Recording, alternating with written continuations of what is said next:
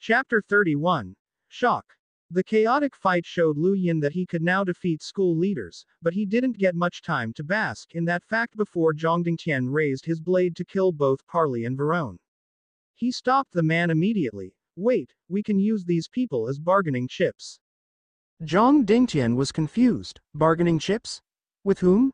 You should know that these students came to Earth for a trial. Although people can die in trials, the students who participate all have strong backgrounds. We can use them to negotiate with the higher-ups of the Great Yu Empire. Bai Shui looked at Lu Yin. We're going to use their lives to obtain Earth's freedom. Lu Yin nodded. Although this trial is supposed to evolve humanity, it's actually a method for the Great Yu Empire to recruit war slaves. All Earthling cultivators that aren't chosen for other purposes are sent to battlefields, be they between the Great Yu Empire and other empires or between the galaxies controlled by different races. Those battlefields are far crueler than these trials. Even explorers won't necessarily survive. These students can help us keep more people on Earth. Zhang Dingtian silently sheathed his blade, while a twinge of sadness flashed across Bai Shui's gaze. Humans had once thought they were the only intelligent beings in the universe, but all that had changed once they discovered that corpse on Neptune. Now they knew that Earth was just a primal planet under the surveillance of a large empire. So what if they could enter space? They were always caught under someone's gaze. Moreover, they were currently facing something even scarier than mutant beasts and zombies. Once the planetary trial was over, countless people would be sent to battlefields where perhaps even the seven sages would only be considered soldiers of decent ability. Geraldine stared at Lu Yin with surprise. She hadn't known about such a plan at all.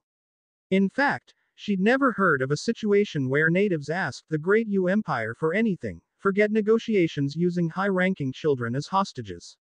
She was certain that he was only digging his own grave with it, but somewhere in the back of her mind she also felt like it just might work. After all, Verone's background was quite decent. He had a relative in the 13 Imperial squadrons. Cough. You're such a simpleton. The Great Yu Empire is known for military discipline. We won't be cowed by mere natives. Parley taunted from the side.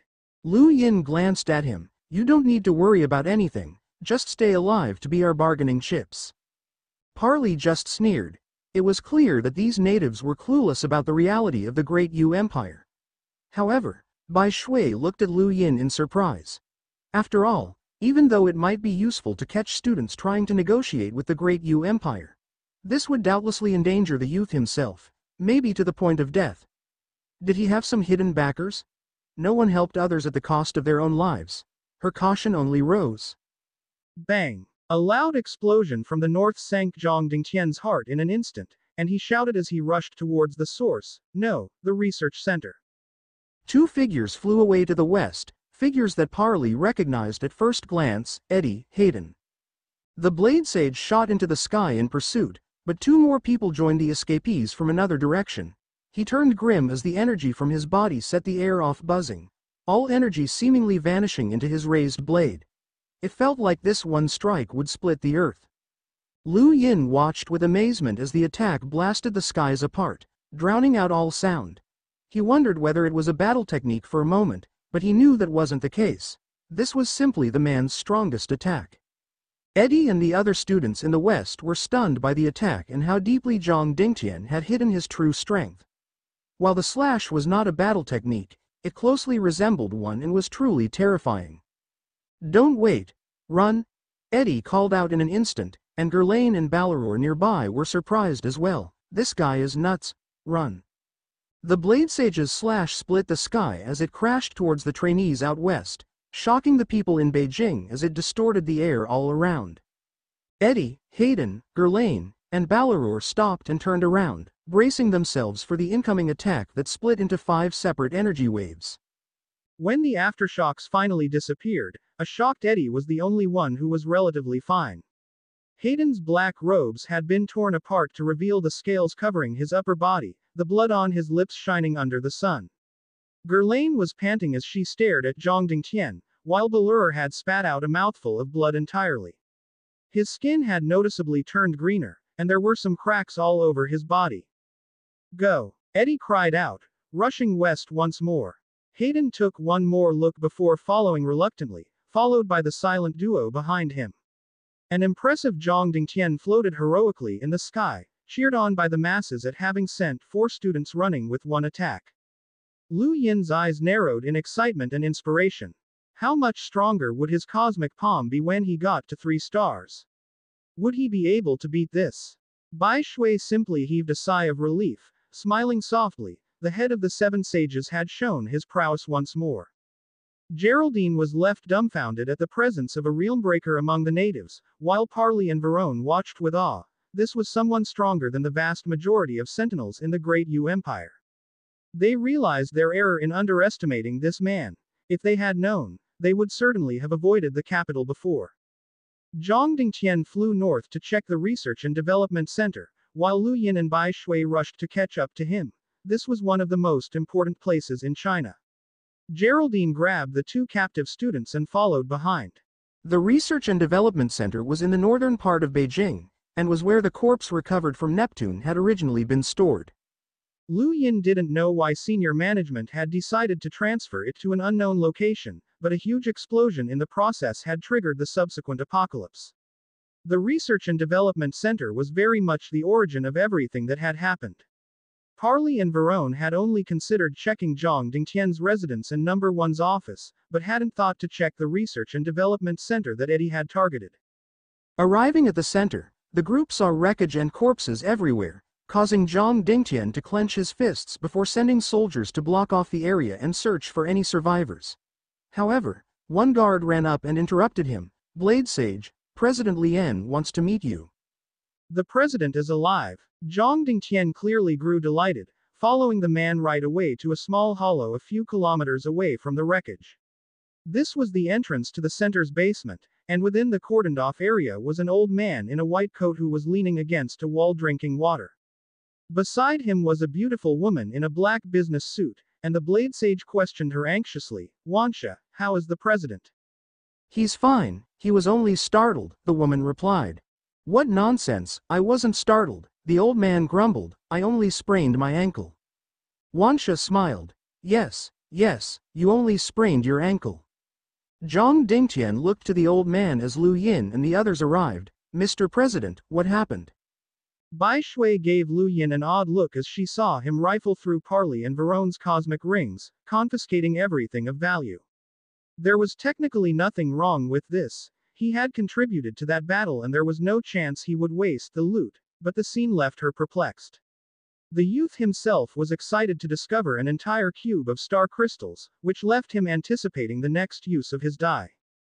President Lu Yin had Zhang Dingtian disperse the troops and even sent Wansha away, leaving only Bai Shui, Lu Yin, and Geraldine with the 2 leaders.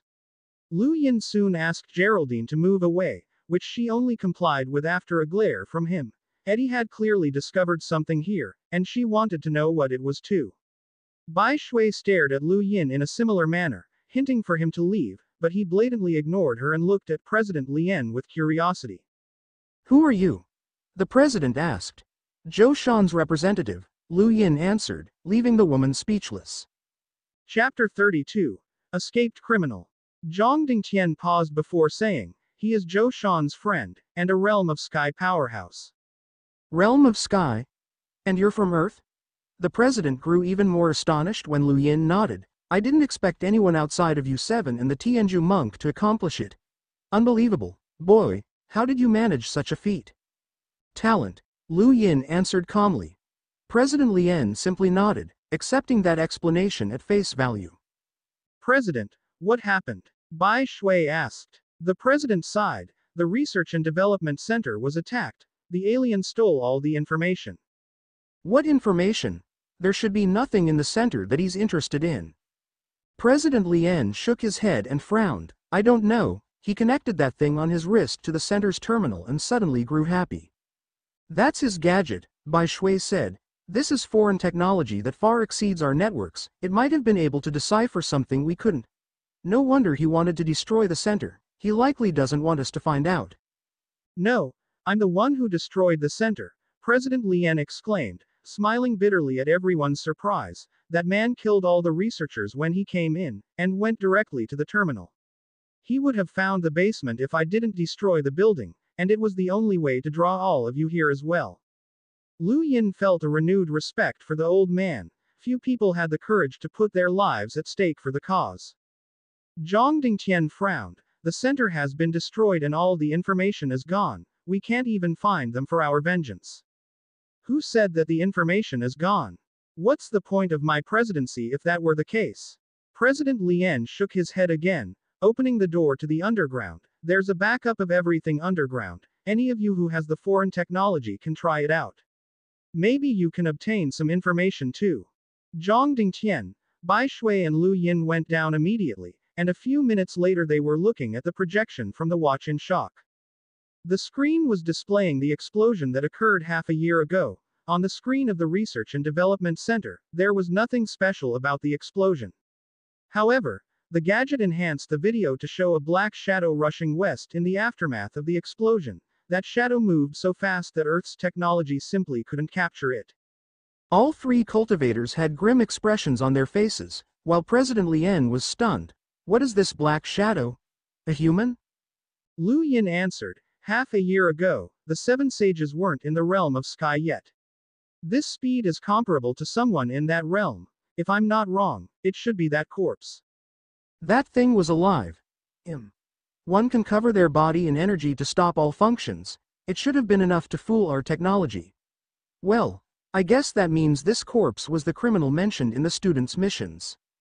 Everyone fell silent and stared at the screen, while Lu Yin looked at President Lien. May I ask why you decided to transfer the corpse? Zhou Shan mentioned that there was some uncontrollable substance on it. President Lien glanced at Zhang Dingtian and Bai Shui. It was a highly explosive compound. Given the amount of it on the body, we knew that there would be grave effects if something set it off. We couldn't find a way to neutralize that substance, so we decided to move the threat away. Primary was worried that the corpse would blow up during the move, so he separated the seven of us. We'd never expected his fears to come true and cause the apocalypse. At least we managed to protect the survivors, Bai Shui continued softly. Lu Tin nodded. He truly was selfless. Given the strength of the explosion, he wouldn't have died if you had been protecting him. President Lien sighed. No one expected things to turn out like this, but now it looks like the corpse was the one who triggered everything. He must have been the one to cause the explosion. Lu Yin frowned, feeling like something was off. Why would the criminal want to cause the apocalypse? That had triggered Earth's evolution. Wasn't he afraid such an event would catch the attention of the great Yu Empire? We placed a tracker under the corpse's skin when we first started studying it. Let me see if it still works, the president said while tinkering with his terminal. Moments later, there was a blip on the world map and he said excitedly, I found it. This is where the signal was last detected. Everyone looked over. The mark was in Europe, within the Mediterranean Sea. That student from before headed west to search for it, Zhang Dingtian concluded. Should we follow? Bai Shui asked. Zhang Dingtian stared at the screen. No. Lu Yin explained, that corpse was once an explorer. Even if he's heavily injured right now, he'll still be fine. It's too dangerous for us to go.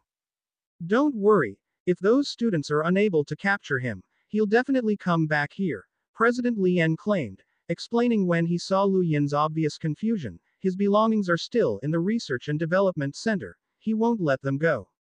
What belongings? Lu Yin asked. He had only heard about a blade that had been brought back to Earth with the corpse. President Lien was just about to reply when Bai Shui cut in. This is top secret. We can't tell you. Lu Yin was amused. We're in the middle of the apocalypse and the seven sages are the highest authority in China. How secret can it be?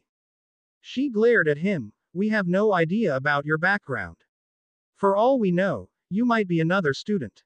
Zhou Shan can vouch for me. I was already at his camp when the students arrived. Lu Yin frowned. Her lips curved into a beautiful smile. I remember hearing the students mention that the great Yu Empire has been watching Earth for a long time. It's not impossible for someone to have come here early. Now you're just imagining problems. Lu Yin grew irritated. This woman was giving him trouble at every turn, and on top of that she was supposedly in some sort of relationship with Lu Shoj. I'm just stating facts, she responded calmly. The facts are that the students you've seen so far are only the first batch. The second will be arriving soon, and among them will be people you can't defeat. I can help you. Stop treating me like an enemy. HMPH. If you're really an Earthling, not helping would make you a traitor anyway. If you're not, it's pointless for us to ask you for help. Lu Yin gritted his teeth, but couldn't refute her point. In the end, Zhang Dingtian looked over as well. Your background is uncertain, and Zhou Shan can only speak for himself. If you want to know, then you must get majority approval from the 7 sages. Forget it, communications are still disrupted anyway. Besides, this woman clearly has power. I'd lose even if there was a vote. Lu Yin stormed out, leaving a thoughtful Zhang Dingtian behind. Bai Shui commented, he's extremely powerful. I don't know how someone could enter the realm of sky outside of us and the few foreigners we gave some of the inheritance to. The Tianju monk has already shown that it isn't impossible. This guy would be the second. Bai Shui nodded. She wasn't deliberately targeting Lu Yin. She genuinely was suspicious of him. He was unreasonably strong and extremely greedy. She still recalled the weirdly immediate response of looting those 2 students. Lu Yin left the basement with a grim face. Earth was currently dealing with the apocalypse, the ruthless students, and even a runaway criminal in hiding. With the soon-to-arrive second batch of students, things were only going to get more chaotic and he needed to quickly increase his strength. The Great Yu Empire was just an ordinary nation within the Frostwave Weave. There were numerous weaves in the Outerverse with geniuses born every day. If he couldn't handle the students of mediocre schools, there was no way he could match up to those from the 13 Imperial Squadrons or Yu Academy. Geraldine, he shouted. She walked over. What's wrong? Post that the criminal is in the Mediterranean Sea. What? Really? Do it. She frowned. If you know that, why don't you go yourself? Just do it. Why do you have to question everything? Lu Yin snapped, prompting her to switch on her gadget and send the message out. Chapter 33. Another Zombie King. The most important thing to Lu Yin right now was gathering star crystals, followed by catching the criminal. Terrence's formcast model would allow his third transformation into the Melder realm, but normal models stopped at that point. A rare few models could help with the fourth advancement, and students like Verone or even Parley certainly didn't qualify to possess them. The only one possible on Earth would be on the criminal. Even if the criminal was very strong, Lu Yin was unsure of what tricks the 4 students had up their sleeves. He realized that he might as well muddy the waters and draw the attention of all other students, making it chaotic enough to give the criminal a better chance to escape. No one in this first batch would be able to match him when he added the 3rd star to his cosmic palm, so he had to push things until then. Within a secluded courtyard in the capital, Lu Yin closed his windows and scattered fire crystals around before returning to his room and spreading his arms. The die slowly materialized, its surface still dim as it hadn't yet recovered from the previous use. Without star crystals, it would take a long time to recover to usability. Lu Yin rubbed his hands together as he stared expectantly at the die, then crushed a cube of star crystals that he had gathered with much difficulty. The surging star energy entered the die and brightened it instantly, the stars sparkling all around. Lu Yin licked his lips with anxiousness, feeling somewhat like a gambler. Come on, I hope I have good luck. Let's see what I get. The die spun quickly as he placed a finger on it, forming a beautiful image of twinkling stars. Lu Yin's eyes remained glued upon it as it came to a halt, 5 surfaces blanking out until the 1 pip side was left behind. Pilfer again. Lu Yin was pleasantly surprised, as Pilfer could retrieve an item from a random person's cosmic ring. The first roll of this number had given him the cosmic art. He watched as it shot a beam out into the void, opening a passageway that dropped something to the ground with a soft thump. He stared at the ground in disbelief. A snack? On the ground before him was an exquisitely packed snack bag, with what looked like advertising on the cover that he couldn't understand. He picked it up with a stoic face, but that expression was his best attempt to not cough up blood. He'd spent an entire cube of star crystals to activate the die and all he'd gotten back was a snack. Even a broken dagger would have been better than that. The die's surface dimmed before it gradually vanished, the room returning to its previous state with Lu Yin clutching that one snack bag. He felt his heart bleeding from the unfairness of it all. Lu Yin remained in the capital for 10 days. The city had calmed down significantly from the former excitement, and the zombies and beasts continued battling outside the city. Their reducing numbers gave more cultivators the courage to step out of the city. But while Beijing was quelled, Europe erupted instead. No one had believed Geraldine's message that the criminal was near the Mediterranean Sea at first, but once it was discovered that Eddie and the others had departed China, many rushed to beat him. A massive battle 3 days ago had set the very sea aboil, the criminal revealing Melder-level power that killed several students and left Eddie's team among the injured. This wasn't the only group of top students either. 3 teams from China, 2 from Russia, 2 already in Europe, and multiple others from across the other continents caused chaos across Europe, news that really pleased Lu Yin when he heard it from Geraldine. All was good as long as the criminal remained free. He was close to finishing the 3rd star of the cosmic palm, and estimated that he needed no more than half a month to go from the vague image he had now to the completed version. He would act then. Countless zombies were aimlessly wandering outside the capital, beside the road and in and out of the abandoned buildings as they chewed on unknown substances. Gunshots rang out as a convoy of armored vehicles plowed through them, leaving the ground covered in blood and the air full of a putrid stench. They were driving along when a sudden explosion rang out, fierce winds flipping the vehicles over, sending out a rush of cultivators who were confused by the strange gust. A tall man dusted himself off and barked, "What happened?" Someone reported, "Captain, a gale came out of nowhere and flipped us over." The tall man frowned as he looked around, seeing that there were no winds in all directions. Where had the gale come from?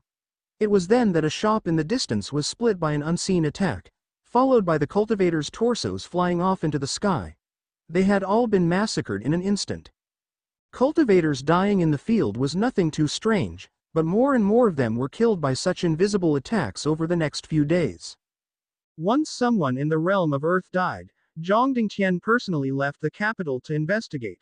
That man had been second only to the 7 sages, so no weaker cultivators dared to act.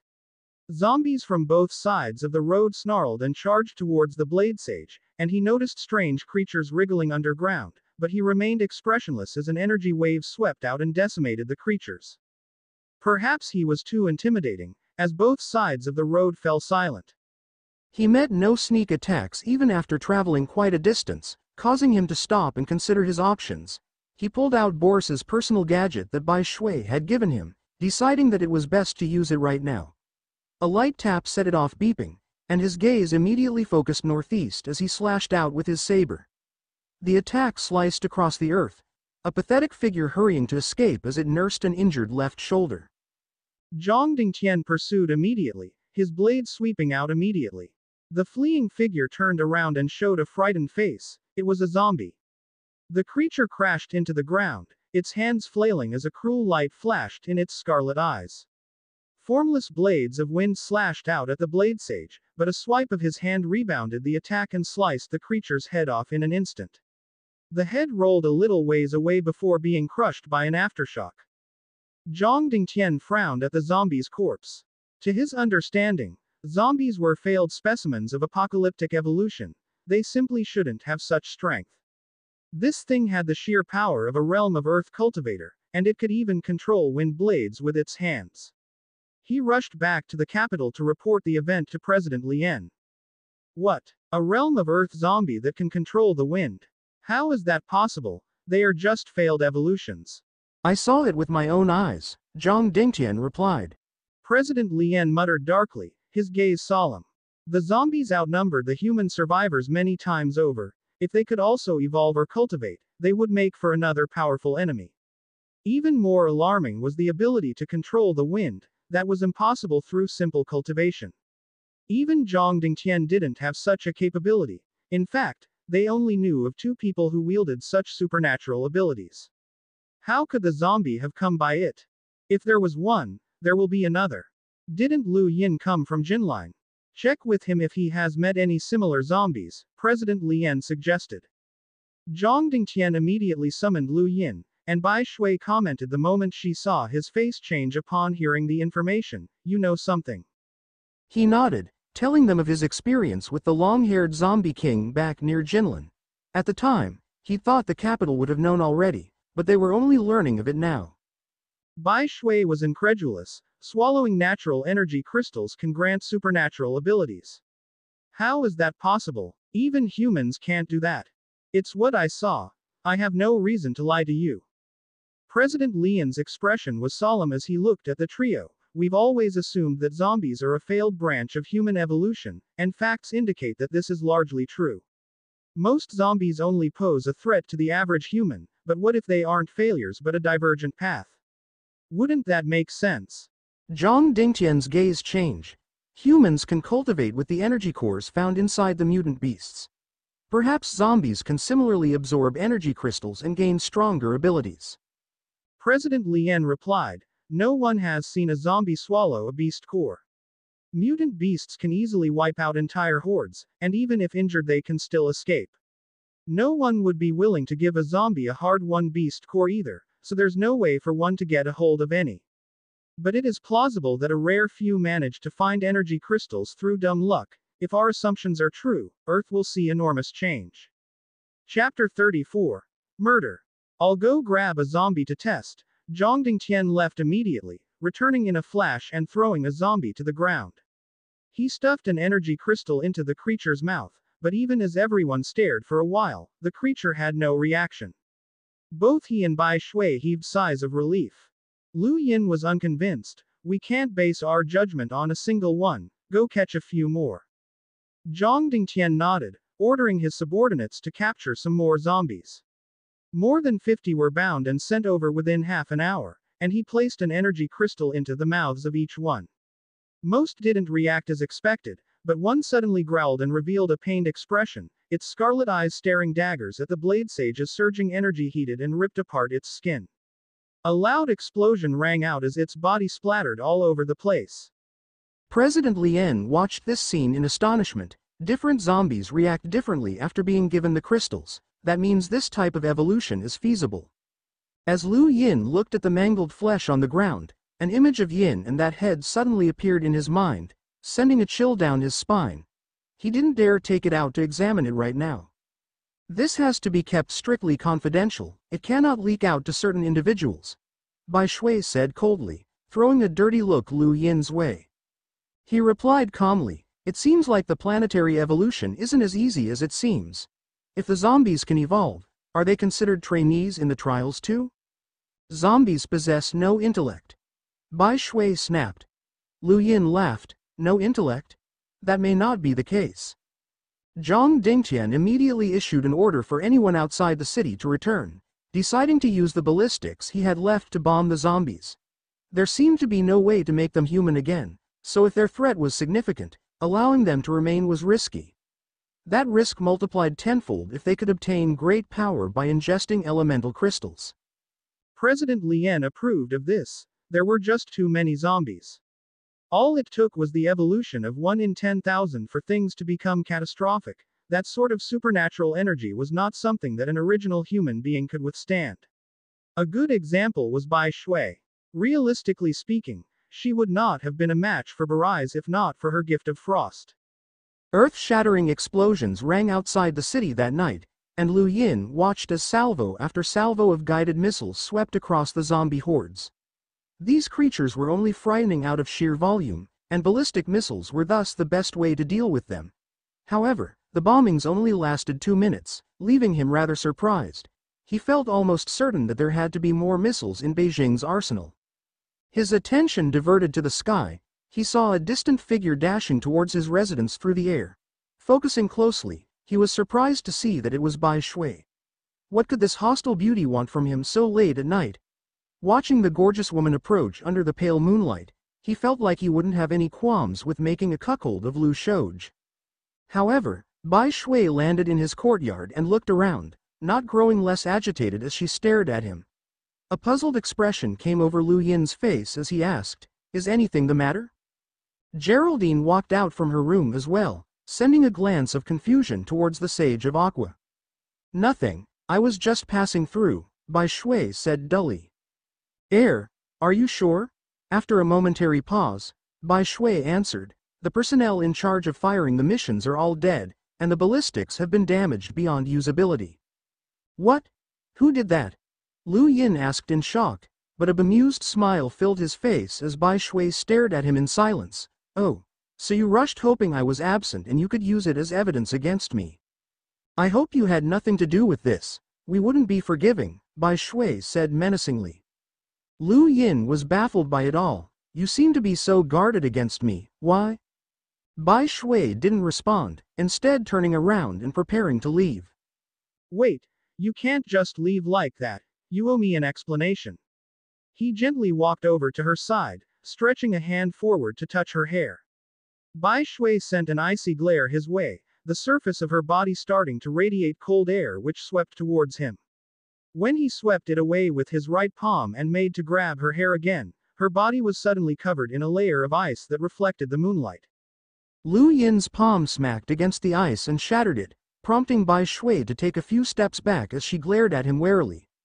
Only then did he shrug. I was just horsing around. It wasn't funny, she replied coldly. Barging into my home to threaten me this late in the night wasn't funny either, he responded with a slight chill of his own. Bai Shui's eyes twinkled, and she left behind a sorry and her signature fragrance as she took to the sky. Watching her fly away, Lu Yin wondered just what kind of person would want the ballistics destroyed. Was there anyone who'd want the zombies kept alive? Geraldine squeaked in admiration as she watched Bai Shui leave. I'm always so enthralled whenever I see her. Zhou Shan was right. This woman really does seem like a water goddess. Even in terms of looks alone, she's definitely worthy of comparison to Star Sibyl. Star Sibyl? Lu Yin asked in confusion. Geraldine looked towards the sky and spoke with a longing tone. She's the most beautiful woman in the universe, rumored to be at least an explorer. She visits trials quite often, supposedly to look for those who are destined to meet her. She's said to have the power of divination, and can also look into the past. She's the fantasy of countless people. Lu Yin was speechless. Yours too. Geraldine rolled her eyes. For me, she's my idol. She comes from a powerful, mysterious sect in the Interverse. Any random disciple of that sect can destroy any youth from the Great Yu Empire. She's a legend on the battlefield, too.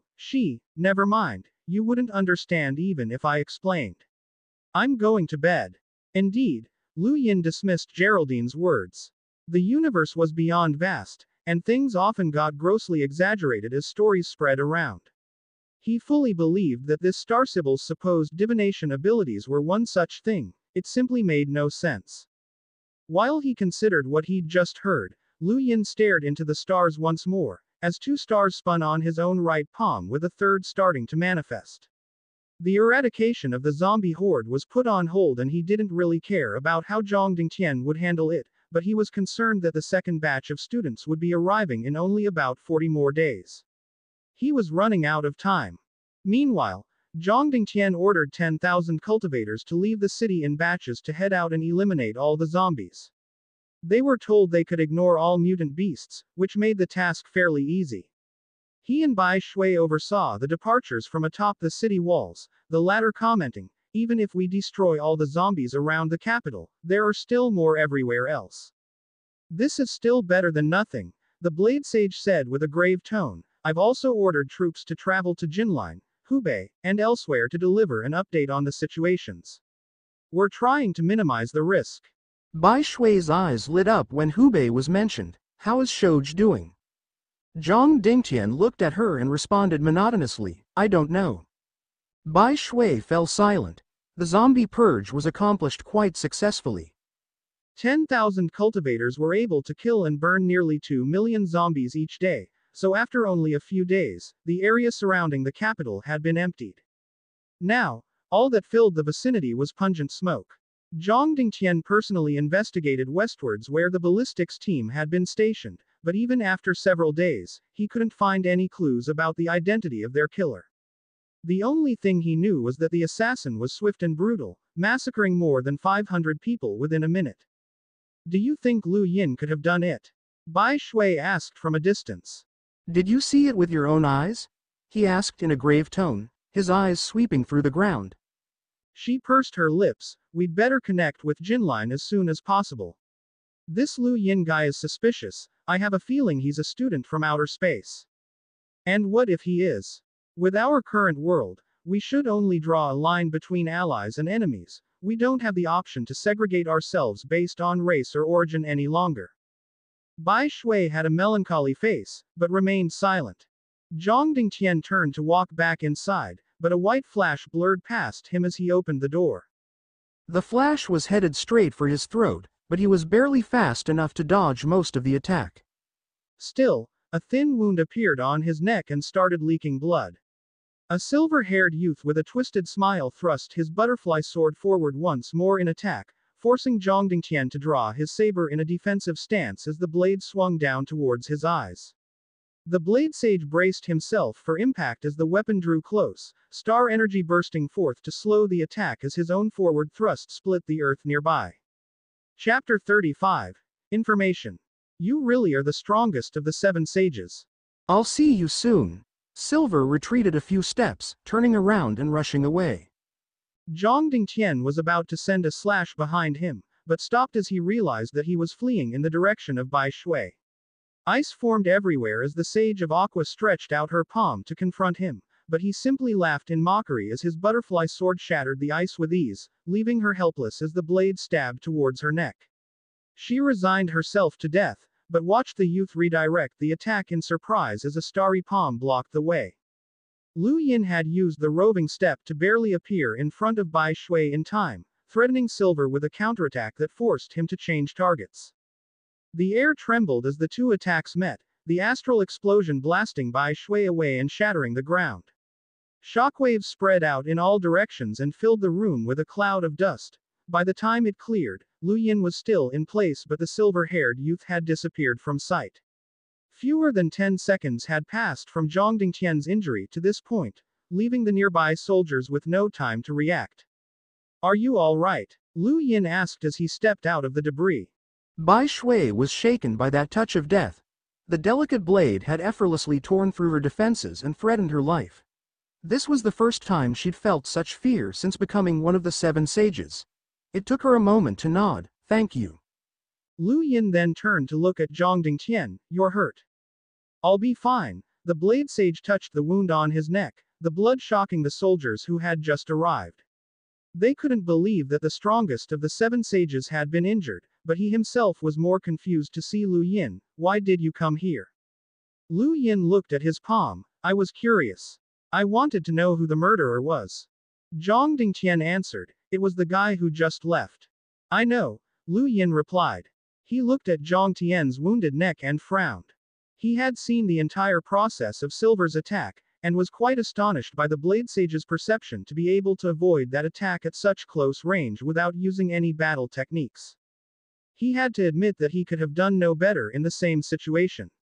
However, what truly intrigued him was how Silver had managed to hide his aura so completely. While most students could somewhat accomplish that to avoid scanners, Zhang Dingtian had almost let him get close enough to kill him in one blow.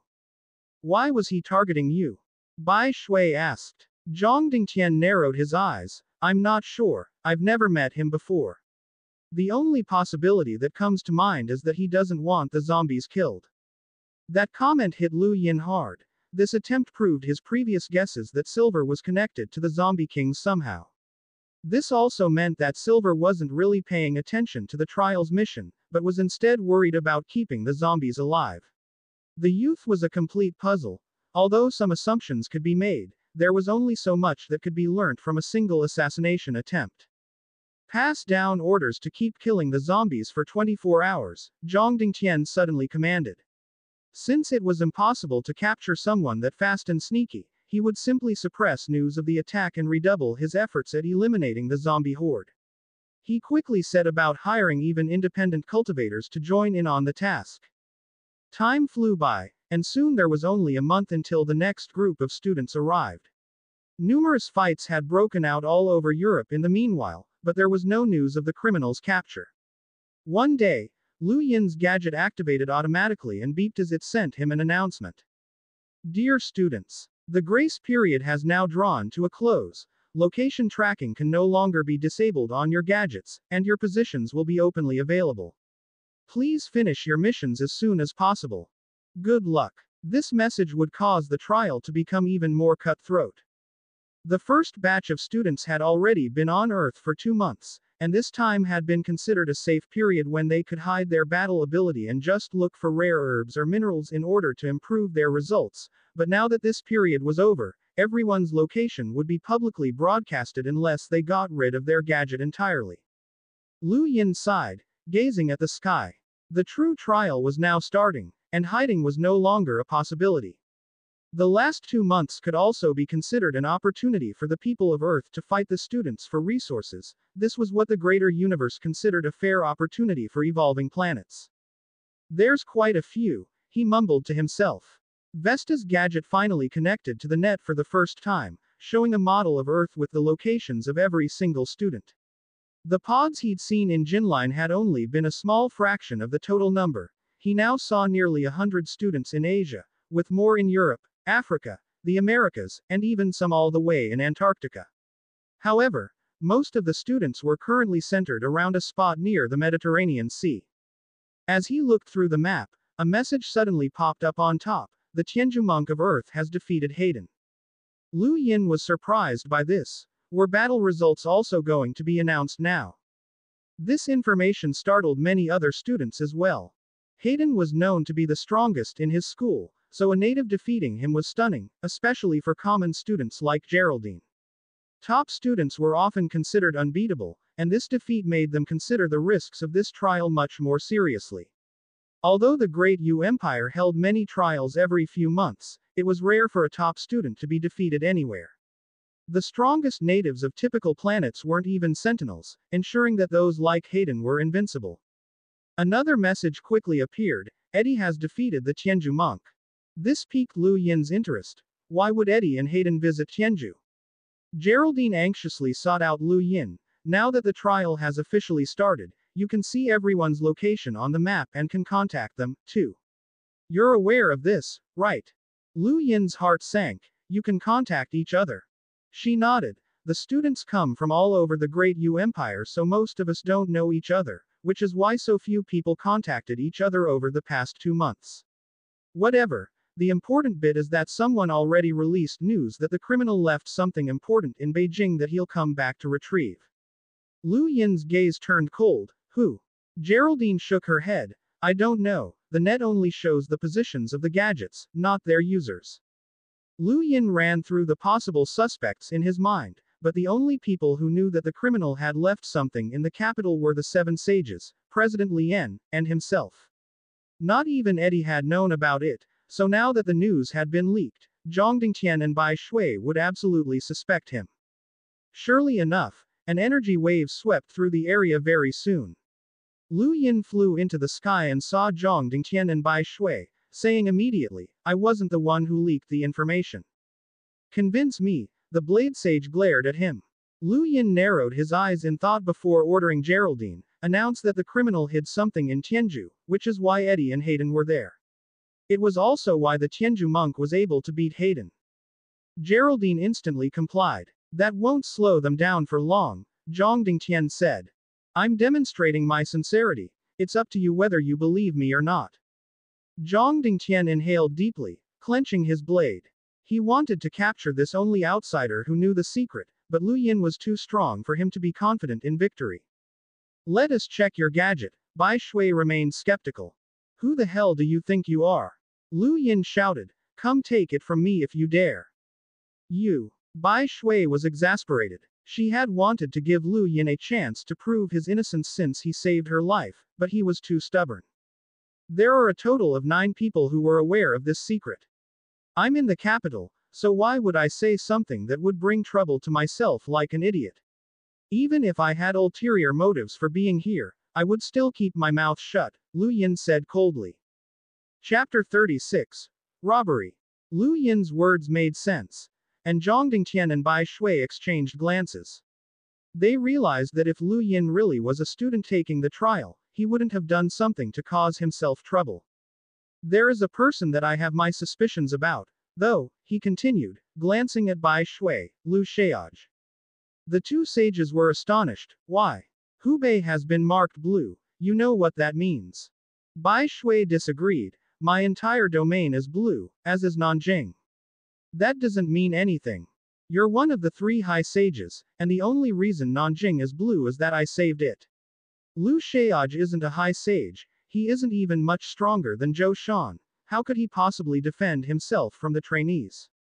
Look at the map yourself, you'll see there are multiple students around the region. This explanation silenced Bai Shui's retort. She simply couldn't pick a hole in his argument. Zhang Dingtian heaved a deep sigh, sheathing his saber as he turned to leave. Innocent until proven guilty. That applies to you, and it applies to Lu Xiaoj as well. Bai Shui also left after one last, troubled glance at Lu Yin.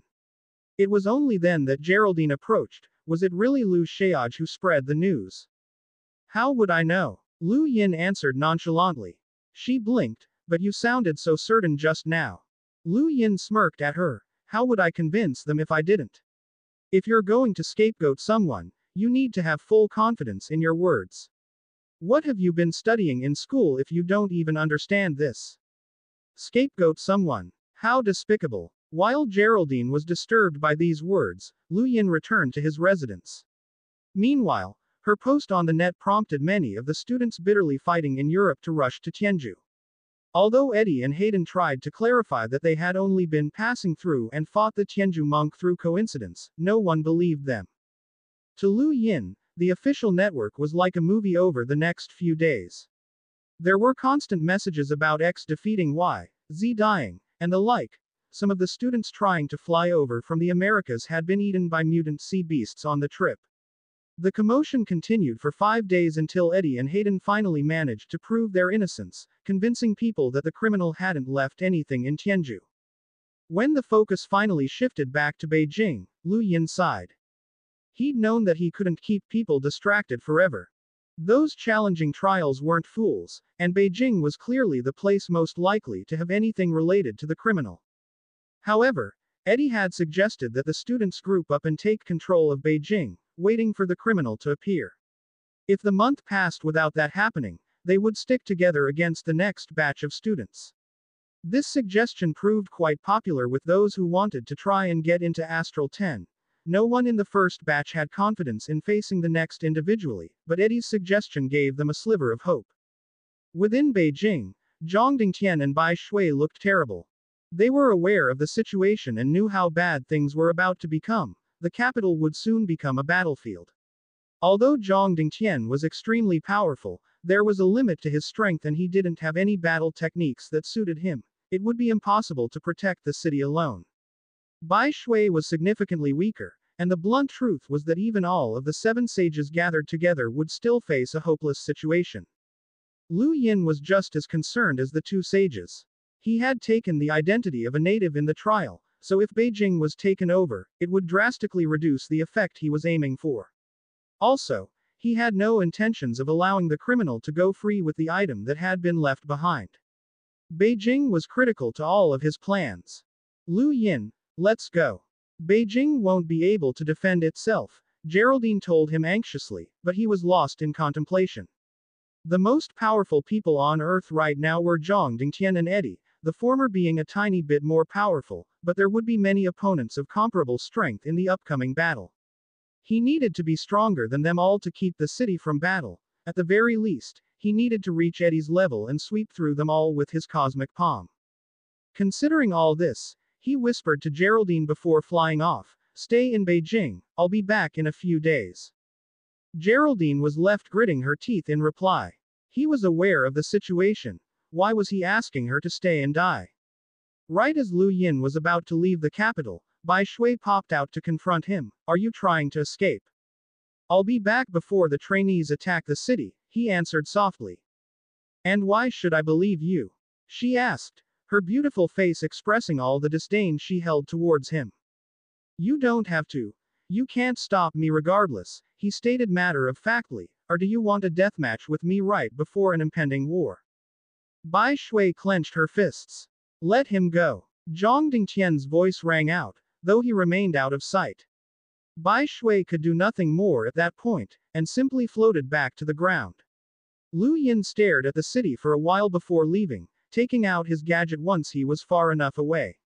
"The closest one is you," he said while rushing west. With Lu Yin's departure, Geraldine tried to leave as well. She had no obligation to him and would have fled long ago if he hadn't been keeping an eye on her, so this was the perfect opportunity. Unfortunately, she'd missed something in this perfect plan. Bai Shui. What right do you have to stop me? Geraldine demanded furiously as the Sage of Aqua stopped her. Bai Shui glared at her. Because you're Lu Yin's woman. Since he left, you have to stay. I'm not his woman. Don't spread rumors. She screamed angrily, but while Bai Shui was powerless against Lu Yin, handling this girl was a breeze. It wasn't long before a block of ice plopped down in Lu Yin's residence. It would take quite a while for Geraldine to thaw out. Damned Lu Yin, damned ice girl, damned natives, every damn one of them is unreasonable. Shaanxi was the province closest to Beijing, but without any of the 7 sages protecting it, the strongest people within were only in the realm of Earth. Still, a large group had gathered within its largest gathering point of Tongchuan. Russell was a laid-back person who was easily satisfied with minor accomplishments. As the second strongest student of Garu Academy, he had no ambitions to complete the trial mission and was content with simply occupying a region and harvesting what resources he could to have a decent result. He was delighted during the past 2 months of peace. As a sentinel, no, a realm of sky cultivator, he'd taken over the city and become its guardian deity worshipped by all. Although he helped the survivors eliminate some mutant beasts on occasion, most of his time was spent in quiet explorations that resulted in the occasional delight of a rare item. Even the thought of his results made the man happy. Sipping some wine under the sun, Russell was humming some tunes from his hometown as he thought to himself with a smile, primal planets like this one are the best. The air is fresh, the people are honest, and I'm free to do whatever I want. All I gotta do is find some valuable materials. Hey, this is just the best. Ha ha ha. After enjoying himself for a bit, Russell waved over 2 beautiful young ladies and had one massage his shoulders while the other was tasked with keeping his glass full and working on his feet. He moaned in pleasure, ooh. Just as he was about to take a sip, a shadow suddenly blocked the comfortable sun. He frowned and looked up to see a rather plain young man staring down at him from midair. A sentinel. He grew serious and shooed away the 2 girls who'd grown frightened, glaring at the man above him. Who are you? A thief, the youth said briefly. What? Russell stared blankly. Come again. I said I'm a thief, Lu Yin repeated graciously. He'd come to the conclusion that the only way to raise his strength quickly was to absorb star energy, and robbing the students was the way to go if he wanted star crystals. I know you're a trainee too, kid, but you have to be an idiot. Do you know who I am? Want to rob me? Let me tell you, He felt a sharp pain in his stomach before he could finish, sent crashing into the ground by the terrifying blow. The impact formed a deep crater, and at the bottom of it Russell coughed up blood and looked up with a pale face. Wasn't that the Spacerender palm? The hell? Where did a monster like that come here from? Chapter 37. Planetary Thief. Lu Yin descended to the ground and approached Russell. Empty out your cosmic ring before I have to force you.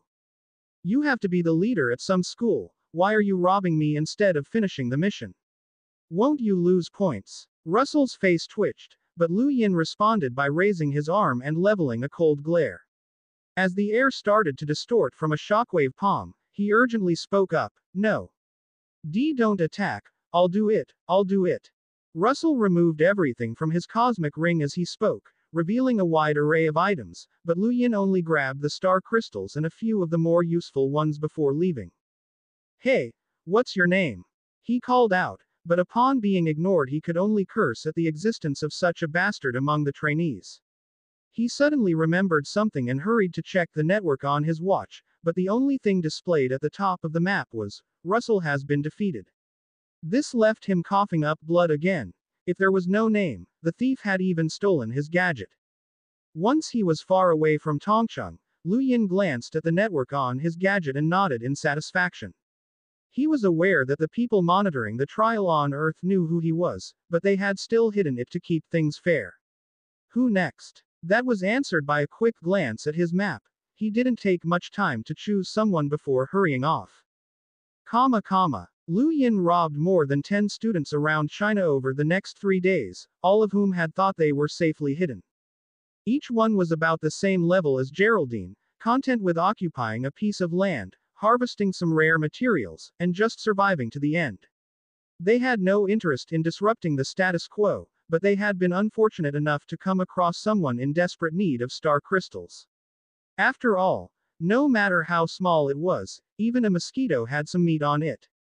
High up in the sky, he was currently reorganizing the contents of his cosmic ring. Although its capacity was quite large, it was still far from sufficient for his current needs. He had picked up too many random ores and ingredients during his hunt, leaving him with no choice but to throw out some of the less valuable items. He wasn't too concerned since most of these students carried things of little value, but he was frustrated by just how poor these students were. Even after robbing so many, he had only managed to gather 2 cubic meters of star crystals. The truth was that all students with the courage to participate in planetary trials were the cream of the crop, and were thus also much wealthier than ordinary students. Lu Yin likely wouldn't have found a single cubic meter of crystals even among 1,000 ordinary students. Across the universe, star crystals were as valuable as gold was on Earth. Even the extremely wealthy hesitated to use them to advance their training and preferred only having them around as a life-saving measure in case of an emergency. Their star energy came from absorbing the latent energy in the surroundings. This is too slow. Looks like I have no choice but to rob school leaders like Verone, Lu Yin muttered to himself. He had already robbed everyone within a reasonable distance, and information was quickly spreading on the network about a planetary thief that had mixed in with the students. They were starting to panic. More and more students were heading towards Tianju to take up Eddie's proposal, and at least 30 had gathered already. 10 of them were the strongest in their academies. After all, only someone in the top 3 of their school would have the confidence to pursue the criminal. The group left all of Tianju trembling in fear. 5 days later, Eddie announced that there was no need for any more people to gather at Tianju. He would now be heading to Beijing. This lit the network aflame. The battle with the natives was officially about to start. Is it starting? Guess I need to get busy too. Lu Yin stood up from where he'd been hidden and soared into the sky. Ian has been defeated. 2 days later, another notification appeared on the network that left many students in despair.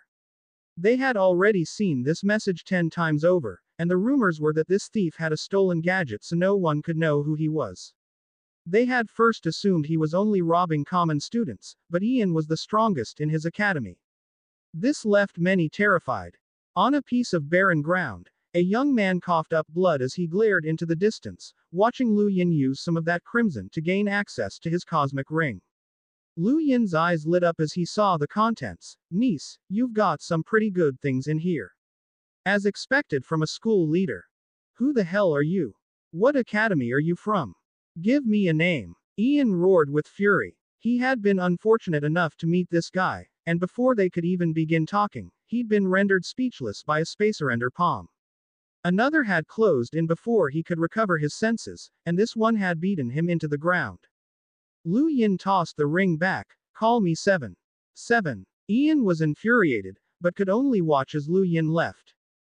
At the westernmost part of China, Qinghai, Eddie, Hayden, and a group of at least 10 students looked grave. Ian was robbed too. Eddie, we have to take care of this guy before we go to Beijing. There's still 15 days for the second batch. We have enough time, someone suggested. Yeah, it's no good to let a rat like that stick around to cause more trouble, someone else said, looking annoyed. A classmate of his had been robbed as well, and knowing the thieving bastard was even targeting girls left him mad with rage. Eddie and Hayden exchanged looks. Fine. We'll work in pairs and search around Beijing while slowly closing in to isolate his gadget's location. If you see anyone alone who has the power to match a school leader, just attack. It's better to get the wrong person than let the thief go free. If only the network hadn't blocked photo share, or we could recognize him right away, someone said begrudgingly. So they're working in pairs. Lu Yin checked the gadget locations on the map. Interesting, one of each has to be a school leader. Alright, come at me. Half a day later, he was floating amidst the clouds when 2 students appeared on the horizon and checked their gadgets. Only 1,700, just trash, one of them said disdainfully. The other person gestured towards Lu Yin. Get over here, kid. Lu Yin calmly flew towards them, his eyes showing nothing. Did you see the person who robbed you? Yup. Lu Yin nodded. Draw me a picture. Lu Yin shook his head. I never learned how to draw. Are you dumb or something? Just use your gadget and you'll be able to draw whatever image you imagine. Oh, well, that's pointless. The person is right here. Here. Where? The two were astonished. Me. Lu Yin pointed at himself. A clap of the shockwave palm distorted the air around him, knocking one of the students out. So you're the thief. Die. The second managed to resist, drawing his sword to attack. This was the top student of his academy, and while he couldn't compare with those like Verone, he was much more powerful than people of Terrence's ilk. Unfortunately for him, that was nothing in the face of Lu Yin's cosmic palm. One attack snapped his sword and swatted him to the ground. Just like that, Lu Yin had successfully robbed two more students and created another ruckus on the network. Eddie took the news in with a grim face. Someone had already been robbed after such little time. Where had this bastard come from? Remember not to get close to any strangers, he messaged everyone, but this was a pointless suggestion. The students had already started keeping their distance regardless of power. Half a cube more. I can use this to cultivate, the thief commented as he checked his cosmic ring. He then removed his gadget, threw it into a stream, and dashed away to an abandoned farm. Crushing the crystals, he immediately activated his cosmic art to absorb all of the energy. Far away, Zhang Dingtian and the others in Beijing watched the network speechlessly. I guarantee that's Lu Yin. Bai Shui determined. Zhang Dingtian looked confused. Why? She told him of how the youth had robbed Parley and Verone, so who else could it be? Zhang Dingtian was perplexed. While Lu Yin looked ordinary, he was someone who went completely overboard at times. He had robbed more than 15 people so far, many of whom were the strongest of their academies. What was he planning? If Bai Shui could determine the robber was Lu Yin, Geraldine was naturally able to come to the same conclusion. The news left her far more amazed than Zhang Dingtian and the others. She knew that Lu Yin had only been a seeker she could crush the first time they met, and that same bug had now grown to the point where he could overwhelm school leaders. He was simply a monster. While Lu Yin leisurely absorbed astral energy at the farm, Eddie and the other students were going crazy searching for him. They fruitlessly continued their search for 5 days without a single clue, but all they found in the end was an ownerless gadget in a stream. Keep searching. If we can't find him in the next 7 days, we'll go straight to Beijing. There are only 10 days before the next batch arrives, we can't afford to screw up the plan, he said sternly. Chapter 38. Gerlain. Up in the distance, two figures were floating in the sky. They were Gerlain and Billowed, the same duo who had initially chased after Eddie. Instead of joining forces with him, they were fishing for benefits elsewhere. This is exhausting. Let's rest a bit. Gerlain swung her long hair about, her pretty face revealing a hint of weariness. Looking around at the lush green farm they were nearby, Billowed smiled and agreed. However, both their personal gadgets suddenly started beeping, prompting Gerlain to look into the distance in surprise. There's another student here. 2100. That low. Let's check it out. Billowed replied, and the two slowly headed for the farm. Within the farm was a troubled Lu Yin. It had taken only a few star crystals for him to go from a new seeker to the peak of that realm, but going from a starting sentinel to the peak required hundreds of times that amount. He had absorbed about a cube of star crystals, but his combat level had only grown to a little past 2000. A portion of the energy had been used to eliminate any impurities, which meant it would take many more cubes to become a peak sentinel. He was no longer sure if he could get there even targeting school leaders. Looks like it's impossible to max out for now, at least I'm over 2k, Lu Yin mumbled as he recalled Parley's strength, but was suddenly distracted as he noticed Gerlain and Billowed approaching. He was particularly intrigued by the latter. Did a dryad manifest itself from the plant life here? You inside, come out, Gerlain charmingly ordered, flinging her hair back with pride. Lu Yin walked out as asked, but she was displeased when she realized that he barely even noticed her. Hey, what are you doing staring there? I'm the one talking to you. He pointed at Billowed. Is that a nymph? What? Such insolence. Billowed grew furious in an instant, sending a kick towards Lu Yin. As an elite student of the Great Yu Empire's Outer Space Academy, he was second only to Gurlane here at over 2,900 battle power. He didn't see someone at 2,100 as a threat. Lu Yin dodged with roving step, appearing to the youth's right as he pressed down on his abdomen. Robbery, he said with an icy tone as enormous force blasted out from his palm, the explosion blasting Billowed away as the spacerender palm split skin.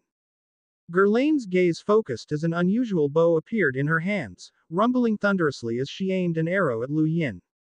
He felt the approaching danger and immediately dodged with the roving step, barely in time as an arrow whizzed past his ear into the distance.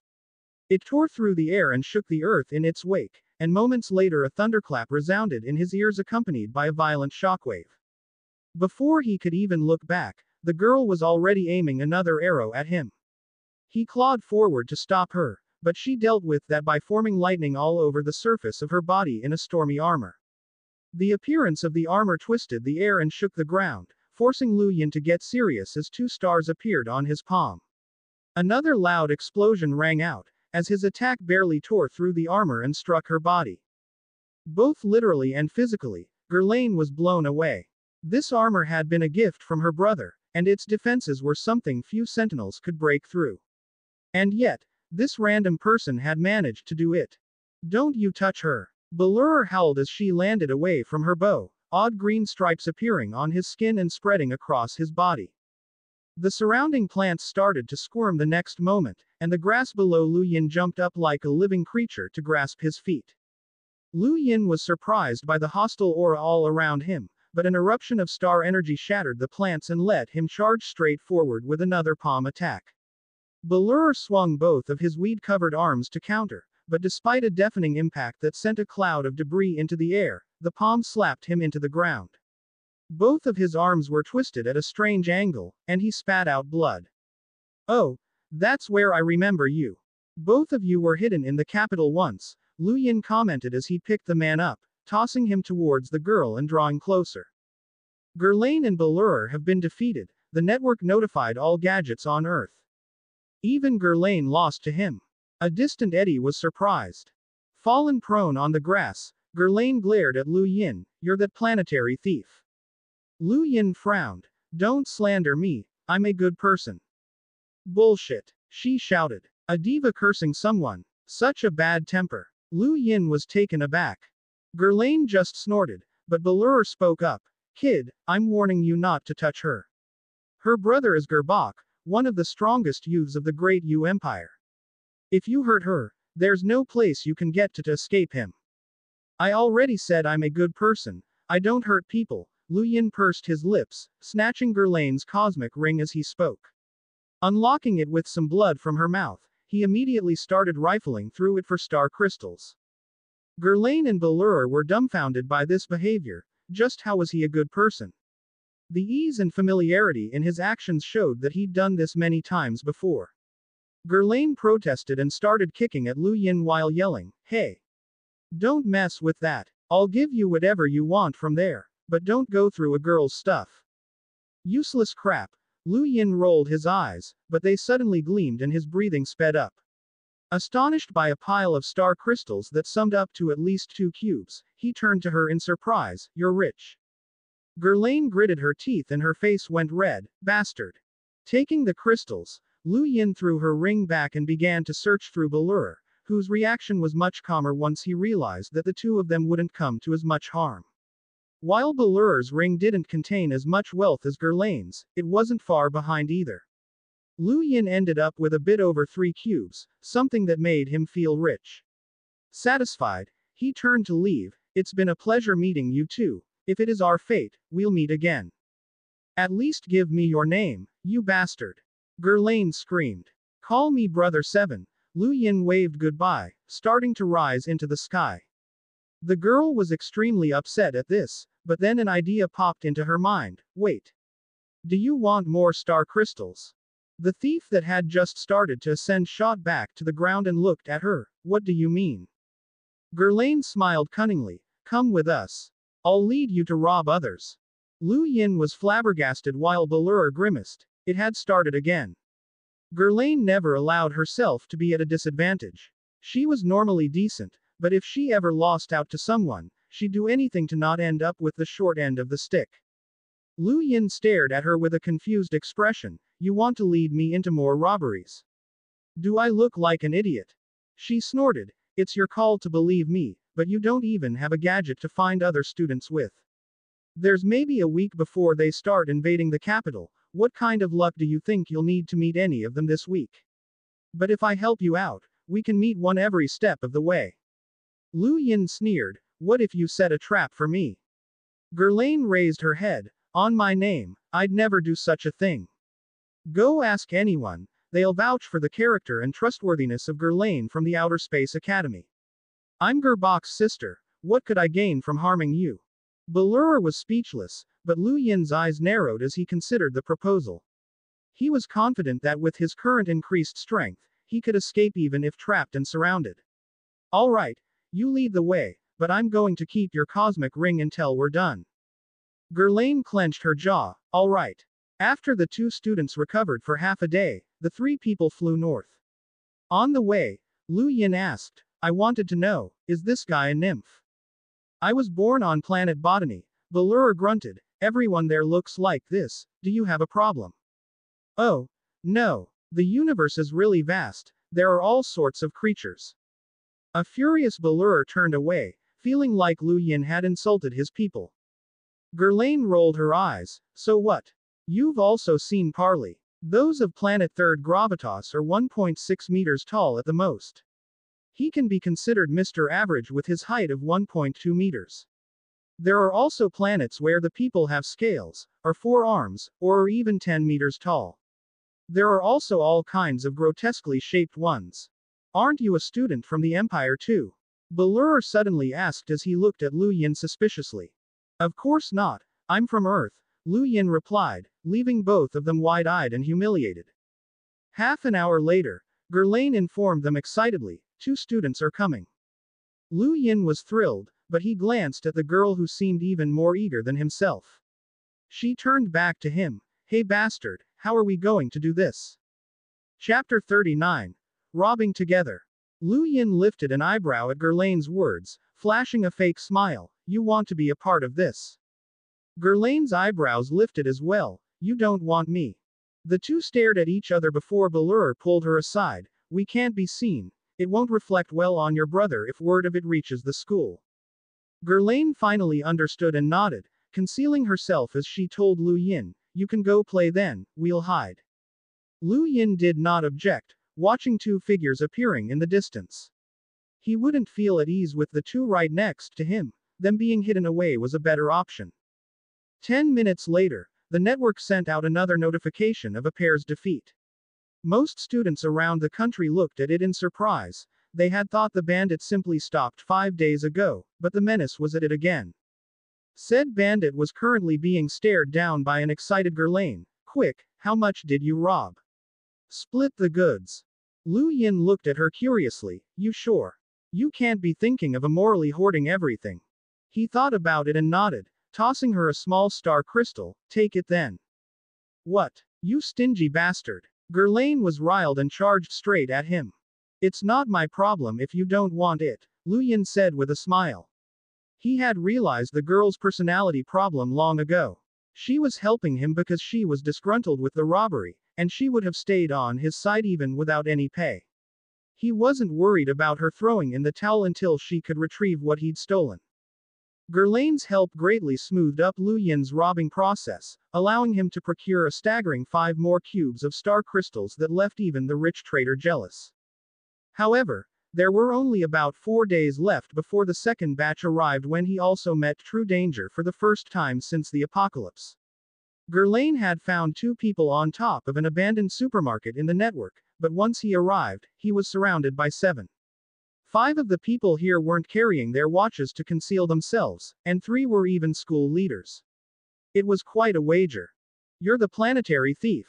Only combat level 2100. Seems like you have formidable techniques, a coarse-looking student barked, one of the stronger ones in the group. Beside him, a girl with a hot body smiled demurely, most people who obtain star crystals use them to upgrade their battle techniques. Are you like this too, Junior? Could you tell this senior of yours what these battle techniques are? Lu Yin's lips curved upwards. You really want to know? I'll give you a taste. The girl smiled like a maiden, but raised her hand, aiming an energy gun at him. Junior, you do know that one doesn't always have to rely on themselves in battle. External items are important as well. Several others took out more energy guns at the same time, aiming them at Lu Yin. This was the same type of gun that Terence had used to bore a hole through Geraldine's shoulder. It certainly wasn't weak. Lu Yin stared at the ambushers as he retrieved a fire crystal from his cosmic ring, suddenly smashing it against the ground. The blaze set the entire building aflame, and as a few people opened fire he dodged with roving step. A few other types of elemental energy crystals quickly formed a powerful breeze that only spread the flames all around, and the usage of frost crystals formed a white mist that further obstructed vision. Having moved quickly, Lu Yin left a phantom behind in his original spot as he appeared behind one of the school leaders, slapping out with cosmic palm directly. The opponent's ring armor was shattered in an instant as he was sent crashing into the ground, and Lu Yin followed up with a spin and a spacer-ender palm that struck out in all four directions. The enormous energy crushed the building and dissipated into the void, injuring 4 of the remaining 6 students. The 2 students left tore through the spacer-ender palm to attack Lu Yin, but his gaze turned cold as he stretched out a palm towards each. Stars appeared in both attacks, blasting the floor open and splitting the abandoned supermarket in 2. The trio fell towards the ground, but Lu Yin suddenly felt a sharp pain in his back and turned around to see that the first student he'd slapped down had stabbed a sword into him. Blasting his current 2 opponents away, he turned around and grabbed that student's shoulder, unsheathing his dagger to strike. The student's eyes shrank as he let go of his sword to retreat, but Lu Yin flung the dagger forwards and scored a glancing blow on the cheek. Blood splattered across the nearby wall as the dagger tore through a dozen buildings, burying itself into a tank nearby. The ruined building started to shake as dust sprang up everywhere. Gasping for air, a now nervous Lu Yin struggled to heighten his senses. These 3 elites were just as strong as Parley, and they'd surrounded him with nowhere to hide. In the distance, Ghislaine and Billowed looked over with elated expressions. The girl especially was eager. Do you think we should rob them in one go? Yes, but we have to wait for his injuries to get worse, Billowed muttered. Ghislaine was pleased. At least Eddie isn't stupid and know how to lay an ambush, or I would have done all this for nothing. Billowed was surprised. You knew this was a trap. Of course not, stupid, but as long as Eddie wasn't dumb, I knew he would think of something. I can bring that scoundrel around to rob people, so he used me to lay an ambush. None of us are idiots. She rolled her eyes before giggling. Even Eddie would find it hard to escape from this kind of ambush. This bastard is done for. 7 ambushers, and only 3 were of any real threat to Lu Yin. However, even those 3 were shocked as he sighed and retrieved something from his cosmic ring, that is.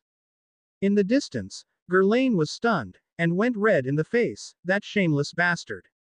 Lu Yin smiled as he donned a set of ring armor that flickered with lightning. Indeed, this was the armor that Ghislaine claimed had been given by her brother for defense. Having confiscated her cosmic ring until they parted ways, he had both this and her bow. Ghislaine's armor. The bulky man shouted and glared at Lu Yin. You actually dare to rob Ghislaine, you must be crazy. Her brother is Gerbach. I don't give a damn who her brother is, your brains have to be mush if you think I need to differentiate between my targets. Lu Yin sneered, sending out a spacer-ender palm. The buff man clenched his jaw as he crashed into one of the pillars, causing the entire building to collapse. All combatants bounced out of the ruins, one of them crushing a crystal to summon blades of green wind that struck towards Lu Yin. Lu Yin simply charged towards the attack, allowing the lightning arcing all across his body to deflect the wind blades as he appeared before the man and landed a firm cosmic palm. He almost spat out his internals before fainting on the spot. Seeing things go awry, the other 2 retreated immediately. While Lu Yin could barely break through it with the full force of the cosmic palm, they didn't have such ability. In the end, a 7-man ambush had led to 5 defeated and 2 escaped. When these results were announced over the network, everyone fell silent including Eddie. He'd thought he was the strongest amongst the first batch of trainees, but it would be difficult for even him to obtain such results. Not long after, everyone cooperating with him received a message to give up on the bandit. They would invade the capital in 3 days. Come out. Lu Yin plopped down on the floor and stared at a distant Gurlane and Ballura. Both were shocked. Today's battle would certainly make this youth famous. Gurlane remembered the native realmbreaker sending 4 people running with their tails between their legs using a single strike, but this display of power left her shuddering just as much. What sort of battle technique could severely wound a school leader with one strike? Help me with this. Lu Yin threw some ointment at her. What? Gurlane pointed at herself while glaring. You want me to do this? Is that difficult to understand? She grew furious. You must be dreaming. I'm a young lady who's pure as ice. I've never touched any man's body. Such heresy. Lu Yin stared coldly at her. Don't think I don't know what you were thinking. If I was defeated just now, you wouldn't be so courteous towards me. Apply this medicine now. Let me do it, Ballura offered. No, your hands are dirty, Lu Yin snorted, leaving the man peeved. Chapter 40. 2 pips. Lu Yin continued to stare coldly at Gurlane. I said, help me apply this ointment. The girl gritted her teeth and spat out slowly. All right, but you better remember this. I'll settle things with you one day. She then grabbed some of the ointment and rubbed it into his back, prompting a refreshed sigh. This product from Shamrock Enterprises was quite effective. His wounds were already scabbed over. Gurlane's hands were soft and gentle, and with the added cooling effect of the ointment, he experienced true pleasure. His gaze towards her even softened. However, it quickly came to an end. Wiping clean, Gurlane spoke up. Hey, get up. Let's go find the next target. However, Lu Yin tossed her cosmic ring back to her. I've had enough, no more robberies. You can carry on yourself. What? No, we haven't even found Eddie yet, we have to rob him. Lu Yin laughed and ignored her. Those people hadn't considered him a huge threat before, thinking a few elites could handle him, but now that he'd beaten 7, he would certainly face more such ambushes in the future. Only a fool would keep going at this point. Rifling through the 5 cosmic rings, he salvaged 2 more cubes of star crystals before waving her goodbye and flying away. You idiot, where's my armor and bow? Gurlane shouted behind me. Lend them to me for a while, I'll return them later. His voice faded into the distance. Gurlane stomped on the ground in annoyance. The bow and armor were gifted by her brother for her to defend herself with, and were the only things that could strike fear into his heart. Now, they'd been robbed by that shameless scoundrel. Within the capital, Zhang Dingtian and the rest saw the results in the network as well. Bai Shui was shocked. Each one of these students was from the realm of sky, and those that dared to work on the missions were at least top 3 in their schools. Almost half of them were even school leaders, and she had first-hand experience of their power. Now, Lu Yin had defeated 7 of them in one battle. Just how had he gotten so strong after disappearing for only a few days? As she was left wondering, Zhang Dingtian looked south and flashed a rare smile. An old friend is back. Zhou Shan. Bai Shui's eyes gleamed. The two quickly flew towards the south, but then stopped midway and gazed northwards. Another old friend. Looks like they want to help the capital in trying times. Bai Shui was pleasantly surprised. Wu Sheng is here too, that's great. Zhang Dingtian sighed deeply. They shouldn't have come. 4 of the 7 sages plus Lu Yin is still 5 against dozens. There's a huge disparity here. A long journey away, Lu Yin found a desolate mountain village and surrounded a building with fire crystal traps. He then took out a star crystal and crushed it, absorbing the surging energy with his cosmic art.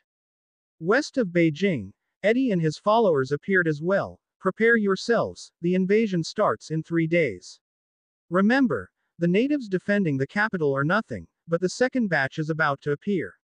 The melders will be restricted to sentinel strength, but it still is no easy feat to deal with them. All the students were solemn.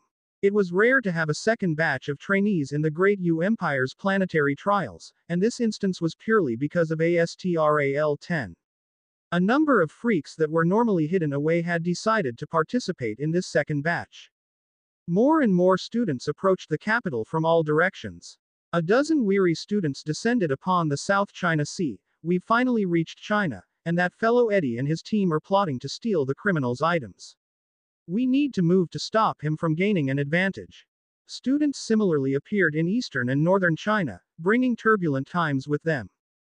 Dawn of the third day, Zhang Dingtian was staring out from atop Beijing's steel walls as a group of silhouettes appeared in the distance.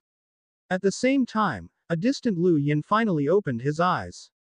5 cubes of star crystals over 3 days of meditation had cleansed his body of impurities. He was now overflowing with energy and felt a drastic increase in strength.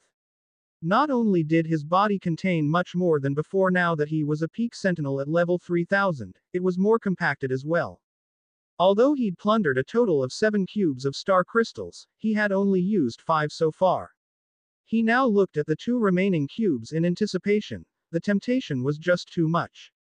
Drawing his die, he eagerly rubbed his hands together and crushed 1 cube's worth. "Okay, let's see my luck. Pilfer isn't worth it. I'll never get something good, but..." The surface rapidly returned to its dazzling brightness, and Lu Yin nervously swallowed as he gently flicked out with a finger to start it going. His gaze was frozen on the spinning die, eyes growing wider and wider until it started to dim and the surfaces started to fade away.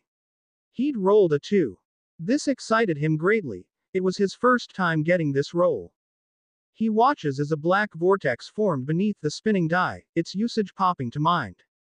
Black hole disassembly. Disassemble anything. What could that mean? He was rather confused at first, so he threw a random piece of scrap iron into the vortex.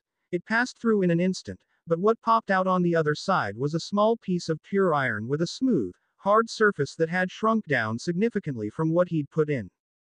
He finally realized what disassembly meant. Any material thrown into this vortex would be broken down into its basic components. This seemed reasonably useful, so after considering his options for a bit, Lu Yin threw in a cosmic ring he'd confiscated from one student who'd acted a little too unreasonable. A fingernail-sized piece of dark red metal emerged on the other side that made him quite happy instantly. This was imperial gold, an extremely precious material that was key in the creation of cosmic rings. He immediately threw all of his stolen rings into the vortex to get a thumb-sized ingot, but after a moment's consideration he threw that back in as well. A twinkling dark gold metal plopped out on the other side that lit his eyes aglow. This was imperial gold essence, something far more valuable than imperial gold that was used in the crafting of high-quality cosmic rings with massive storage spaces. Carefully stowing it away, he thought to himself, "I should probably find some junkyard to harvest materials from." The vortex disappeared after 5 minutes, but Lu Yin already knew that its duration could be extended with star crystals just like the time-stop room. His head started to ache at the realization that he'd found another crystal sink that would keep him poor in the future regardless of his income, but he muttered to himself that he'd figure something out before standing up to stretch and pop his joints. He looked towards Beijing and blasted into the distant sky. "It's time to go back." The capital was already in shambles by the time Lu Yin started rushing back, millions of survivors watching the skies with fear as occasional shockwaves overturned the earth and brought disaster to them all. By the time they'd received news that Eddie's coalition of dozens of students had started their attack, the battle had already begun. The steel walls were devastated in the very first moments. An arrogant Hayden was accompanied by 2 other students as they stared at a panting Bai Shui atop some ruins outside the city. "A mere native wants to block us. You should know your place," one of them said with contempt, but his gaze was burning just as brightly as those of his peers. She was just far too beautiful. Each one of them was a school leader and could easily handle the Sage of Aqua, but her appearance had prompted them to join hands while many more watched from the distance. Hayden frowned at Bai Shui. "Woman, I'll give you an opportunity to follow us. I can bring you away from this shithole planet to truly explore the universe." "Hayden, you can't be thinking of keeping her for yourself, right?" One of the students beside him was immediately upset by his words, but he remained indifferent. There were various alliances and rivalries amongst the academies themselves, and he was stronger than the 2 beside him. Of all those currently in Beijing, only Eddie and Zhang Dingtian could defeat him in battle. Bai Shui clenched her fists and released a measured breath as her blue hair drifted into the air. The ground suddenly froze and the temperature of the entire region plunged, but the three students confronting her didn't mind the change. She could handle one school leader at best. It was impossible to face three at once. In the distance, Zhou Shan roared as he smashed into the ground with a student. It took all he had to deal with just the one, however, and there were more than a dozen figures still staring down from up in the sky. The students knew there was only one ending to this war. After all, this was nothing more than a city of natives. Stop messing around. Let's go, one of the students arrogantly said before pressing down toward the capital with one hand. Enormous pressure crushed countless survivors until they vomited blood, but they could do nothing more than stare at the sky in despair.